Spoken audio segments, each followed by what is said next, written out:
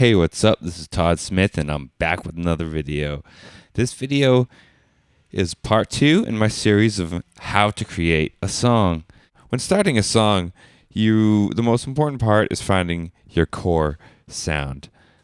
If you have no idea what your core sounds are going to be and what the song is going to sound like, that's cool. I actually think that's not a bad thing. Just grab a keyboard, start playing around until you find a sound that you like. Then play around with that sound until you play something you like.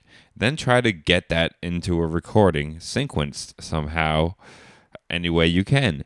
And then build on that. If you like what you hear, chances are someone else is going to like it too. Going in blind to music isn't necessarily bad. Having too much pre-thought on what your song should sound like can sometimes hurt an artist if they are not really, really good at their craft. They can end up throwing away really good ideas because it wasn't what they originally wanted. Going in with ideas is good, but don't let your ideas limit yourself. But in this track, I had a pretty simple concept. I really wanted to start with a sub bass, a good beat, and then have my piano follow the sub bass to create a more melody-based track. And I've done this in various tracks before, this process, and I figured I'd share.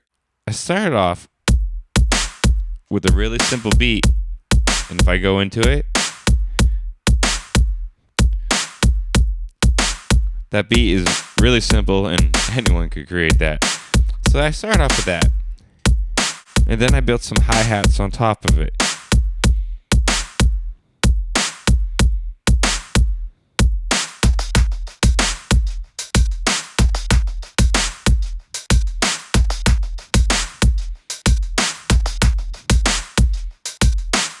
So I had some nice hi-hats and I had a nice basic beat going.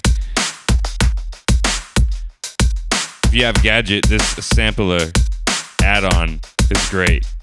Get it, by the way. So then I tuned in a nice sub bass.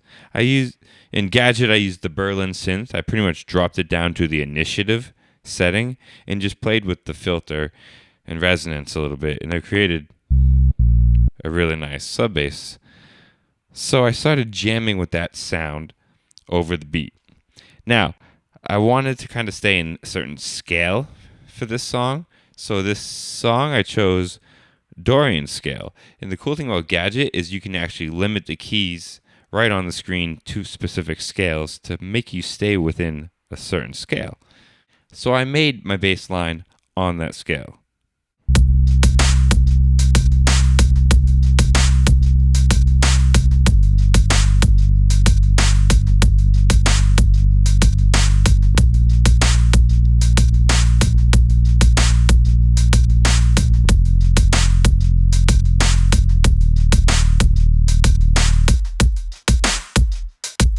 And then I made my piano line on the same scale, so it would stay musical.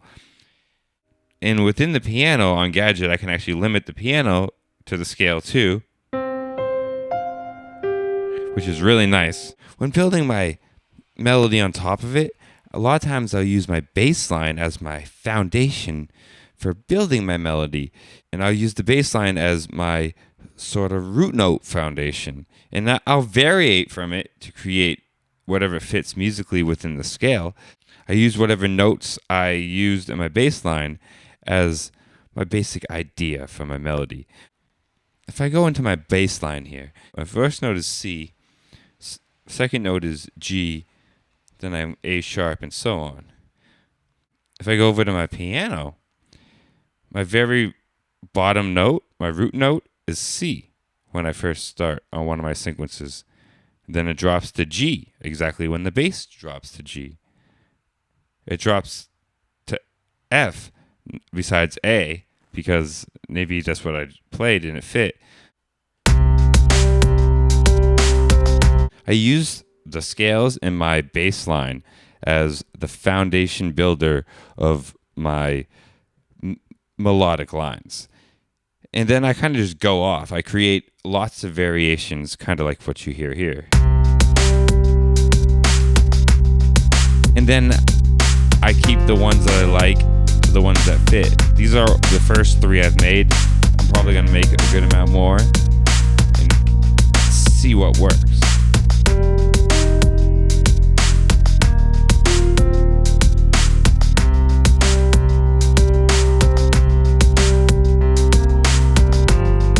In next video, we're going to go into how to maybe expand the beat, make it, right now it's only 16 bars. It's a simple pattern.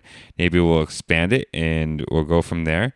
And we'll continue to work on this song so you guys can kind of see how I develop and how my workflow goes. And if you like this type of stuff, subscribe, because I'm going to be doing a lot more videos. So if you like jams, tutorials, free patches, I'm going to be getting into samples. I do giveaways. Have given away 2 free synths. Subscribe, because my channel is about to kick into overdrive and I'm going to be releasing a lot of useful content. Thank you very much, YouTube. Have a great day.